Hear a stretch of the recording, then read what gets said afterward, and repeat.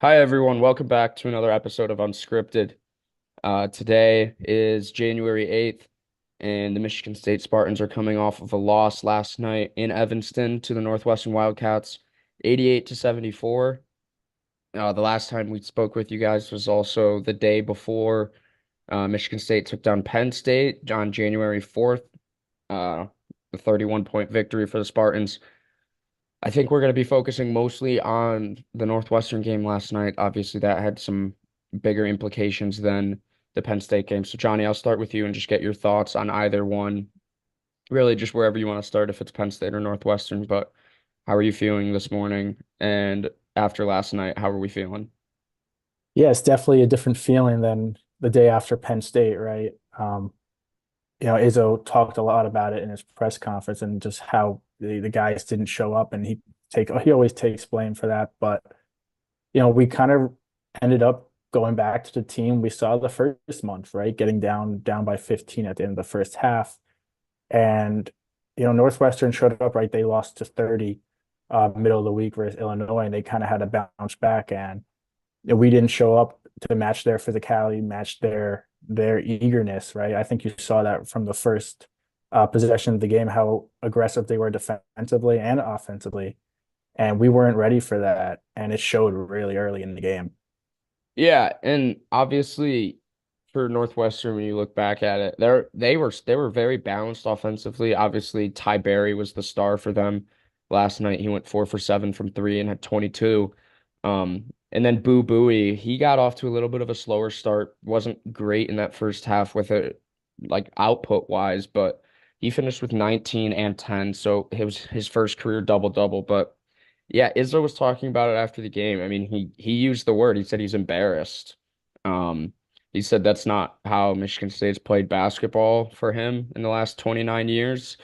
And he had a little bit of a rant where it was a little weird to see. I mean, obviously Izzo rants, but he just seemed a little lost, honestly, after the game last night. And yeah, I think it's going to come down to the leaders for this Michigan State team going forward. Obviously they've got all the guys, Hogard, Walker, and Malik Hall is also a guy I gotta bring up. He'd been so good over in the month of December after starting off slow to start the season. Um, and then last night Malik goes the infamous Tony Snell stat line: 0 points, 0 rebounds, 0 assists, 0 steals, 0 blocks. He did have a foul and 2 turnovers though. So Malik Hall just played. It's just he had like 25 points against Penn State. He was in the 20s, I know that. And then he comes back the next game and follows it up. He only shot the ball 4 times and didn't score. So that's just it's hard to win a game when one of your senior leaders and a guy who's emerged as one of the go-to guys on offense just kind of falls through the cracks and has a game where he literally does not score. Yeah, I mean, it felt like he didn't play, and I think Izzo tried to. It's hard when a guy like that doesn't show up. And you mentioned, I'm pretty sure he had 24 versus Penn State. I think it was 22 the day before, the game before was Indiana State, and to get 0 points, right, and to show nothing on the rebounding side of the ball. I mentioned, a couple turnovers. It's just that's not the Bleak call we saw the past month, and we've seen this in the past in his career, just ups and downs. And in a fifth year guy, this can't, that can't really happen. Definitely on the road. You know how hard it is to win games in the Big Ten on the road, and for him to not show up, it's like not having an extra guy in it's like playing down a man, and it showed, and it relied too much on, Walker obviously had 27, I believe, but we go back to the JMU game all at the start, and Walker scoring 30, trying to get him every single basket, right, when the ball's in his hands almost too much. I just don't think that's a way of success for the Spartan team, and I think the biggest part of that was not turning them over. I think that was a huge difference between the Penn State and Northwestern game. I think we had 13, we turned Penn State over 13 times, where last night was only four, I Five, believe, five. But five. yeah, I mean, But that's really the difference. And you saw Penn State being able to get out and run and all the transition points. And last night, you can't do that. You can't do that if we can't turn them over. And it seemed like Northwestern was able to get whatever they want. They were moving the ball well. As you mentioned, Ty Berry was hitting his threes, getting to the basket, and it just didn't give us a chance to really get back into the game because we couldn't really stop them. Yeah. Um, it was good. I will go on a little bit of a brighter note. Jackson Kohler got in for 3 minutes. He had 0 points, 0 for 1 from the field, but just good to see that the sophomore center was able to make his debut for the Spartans. They're going to need him. And yeah, just looking back at this game, I mean, it really was Northwestern's physicality that to like really just kind of stood out to me. The rebounding, um, Michigan State out rebounded Northwestern in the box score. I just don't believe that. Like that's not the game that we watched. I don't Mhm. that's not what it felt like, you know. And when you can lose the rebounding battle and people watching the game still feel like you did, then that's just a sign of your physicality. And yeah, I mean, like you brought up the turnovers. 13-5 turnovers is not it's not what we're used to seeing from this team. They've been able so good defensively and so good at creating turnovers. But Northwestern did a great job of um, hanging onto the ball last night and taking care of it. So credit to them, really. Um, yeah, so looking ahead, I think, do you have anything else in this game? No, I think you mentioned it towards the end, just their physicality. I think they were ready to play and we weren't. And it showed, right? Just being outworked, out hustled. I think you mentioned the rebounding where it shows it's so close, but I counted, made a note at halftime. They had 8 offensive rebounds in the first half. Now they ended up with 8, so obviously something changed a little bit, but that's where getting down just kills you, right? You can't be giving up 8 offensive rebounds in the first half. You can't be turning it over 10 times in the first half, right? That was where the numbers, and yeah, it looks better in the second half, but when you're down 15, then the other thing has to happen. You got to do that to them, and we weren't able to do that to them, and that's why you couldn't really get back into the game, and the result is the way it is. Yeah, I did just have another thought. There's something off of what you brought up earlier. Um, we know Tyson Walker can score 30 a game, and he is amazing. But you kind of started to say it. It feels like when he tries to take over games like this, it almost hurts the team more. Like his highest output scoring was 35 in his career. That was his career high against James Madison in a loss. He had 27 today in a loss. And it's not like he was inefficient. He was 10 of 18 from the field and 4 of 7 from three.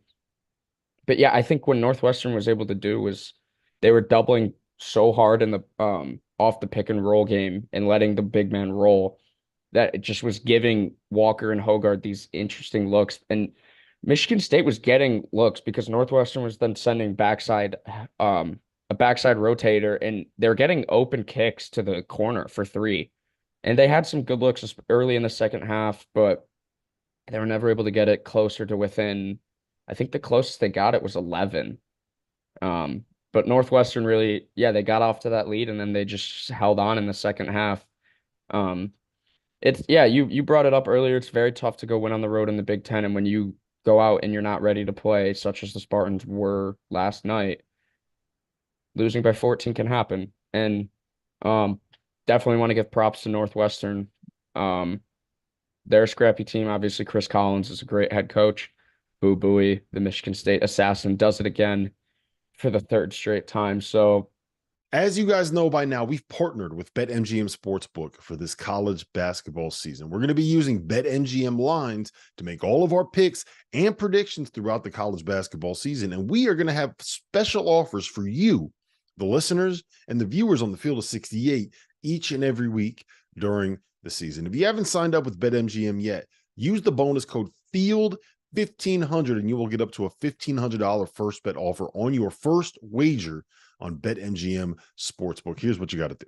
Download the BetMGM app. Sign up using the bonus code FIELD1500. Deposit at least $10 and place your first wager on any game. You will receive up to $1,500 in bonus bets if that bet loses. Just make sure you use the bonus code FIELD1500 when you sign up.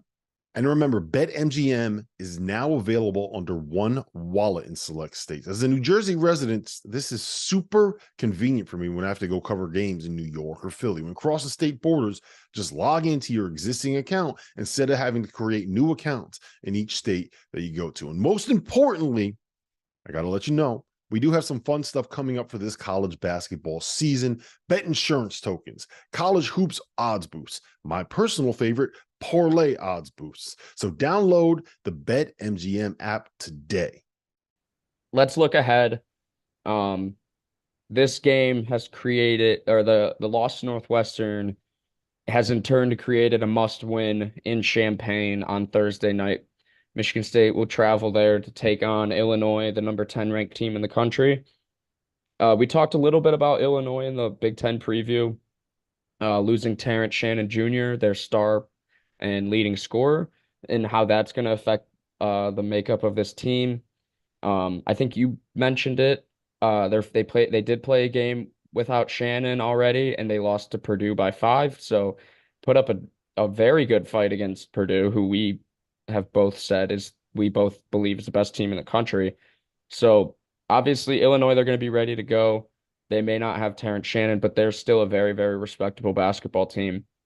Obviously, the AP voters feel that way as they're still ranked number 10 in the country. So let's get into the Illinois game. Johnny, what do you think, or what do you think, like what matchups kind of intrigue you the most about this game? What kind of is getting your thoughts going for this one? Yeah, and I think you mentioned the loss to Purdue they just had, and it ended up being a 5 point game, and they were able to really scrap their way back into that game after going down. I don't know, at least 15, maybe even close to 20 at some times. And it was interesting to see how Purdue kind of guarded with Ty Rodgers, and then they take him out, they switch it up, and all of a sudden they can make that run. And I think that would be interesting to see going forward how Big Ten teams cover in Illinois, right? No Terrence Shannon.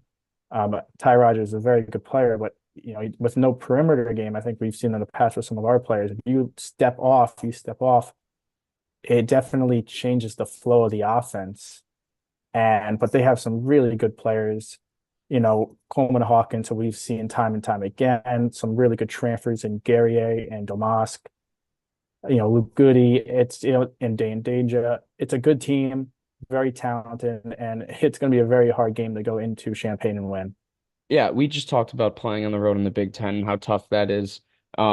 It's even tougher in Champaign. I think they're called the Orange Crush. They've got a student section name. They're a rowdy group. I don't want to throw any shade or disrespect towards the Illinois student section.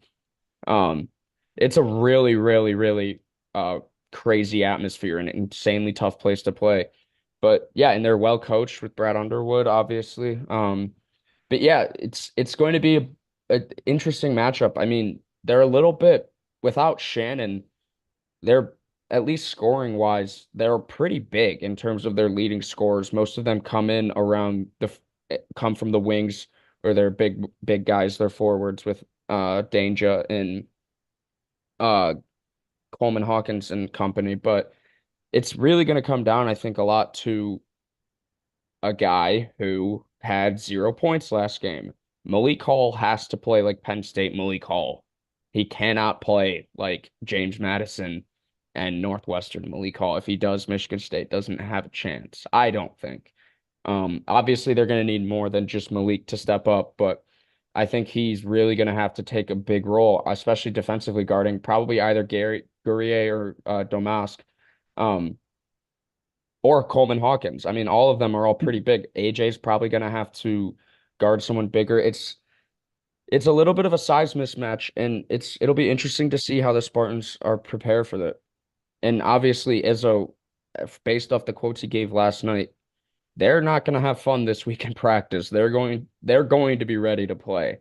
Um, yeah, I mean, Izzo's going to have them ready after last night. It's just one of those games. They got to go in and win. I know Walker gave or Hogard said last night. I think I have the article pulled up. Um, yeah, he said it's a must win. There's no other way around it. There's no sugarcoating it. They got to go win in Champaign. We know it. They know it. So it'll be interesting to see, and it's definitely an exciting game. It'll be on FS1 at 9 p.m. for the listeners out there who want to go listen or go watch. But um, yeah, it's definitely it's a big game. I mean, it's a game that if you can go and win, you can really you're 1-3 in the Big Ten right now. If you can change that to 2-3 with a win over Illinois, it kind of changes your outlook. If you go to 1-4 in the Big Ten, we might be back to where we were after the Nebraska loss, thinking this team's going to have to do whatever they can to just get into the tournament. Yeah, I think you mentioned it right there. There's a huge difference between 2-3 in the league and 1-4. And I still, outside that Baylor game, you still really missing some marquee wins. And here's an opportunity right there to go into, a tough environment and, a top 10 team at the moment and pull off a win. And, we talked about matchups and yeah, Malik Hall is going to have to show up. They have some excellent wings and size with Hawkins, Domask, and Guerriere. And, he's going to have to obviously guard one of them. Akins will probably have to guard, if I guess, maybe Domask, maybe, or maybe even Gary. It's going to be a tough, like you said, the size is different. How will Izzo adjust, right? They don't know if they run that five they've been running. Hawkins is kind of at the five. Like, what do you do with Mahdi? Is this a Kohler game? Can he get a lot of minutes in this game? Obviously you mentioned him coming back for the first time. That's obviously this is something they'll be looking at, and it'll be interesting to see how they kind of attack this Illini team. Yeah, I'm looking at Ken Palm right now, and Illinois is ranked seventh in Ken Palm, sixth offensively, eighth, 18th in defensive efficiency. But the one that kind of stands out to me is they're 73rd in tempo, and so they'll be able to run. They're big, but they can still run. So Michigan State's really gonna have to be able to rebound, and if they can control the pace a little bit and play at that little bit of a slower pace we've been getting to see in the half court this year, while still forcing a good bit of turnovers and getting out and running, I just think that I don't know. It's looking dire, honestly, in East Lansing. They have to win this game. Like they have to win this game. And I'm pretty confident that they're going to. It's just it feels like one of those just Tom Izzo games. I've got a feeling in my bones right now AJ Hoggard's gonna do something special, but that's all I have for my Illinois preview. Look out for Hoggard. I when he's talking about stuff after that, like games like that after games, saying I know it's a must win, and I think AJ is going to take advantage, and I think he's going to make sure this team's ready to go. Yeah, and I think you can look at the two guard spots, with Walker and Hoger. I might say that's, really the huge advantage. And Hogard having to, like you said, when he's talking, he usually responds. And I'm not gonna say like you say and call it they're going to win, but it almost kind of feels like what just happened in Northwestern, right? You lose to Illinois by 30, and then you bounce back and beat us, the Spartans, and almost like the same thing's gonna happen. And we get knocked down, and then you got to get right back up and take care of business the next game. But you win this game, you go to 2-3, and there's no favorable games in the Big Ten, but you look forward, Rutgers, Minnesota at home, all of a sudden you win three in a row and the script is flipped, or you lose to Illinois and all that momentum from the past month is gone and you're just climbing back up the table, which is never easy. And definitely when we've lacked those marquee wins, like we said, only having Baylor at the moment, it could be that conversation of whether we get in the tournament or not. So, like you said, must win on Thursday, and definitely hope the boys show up.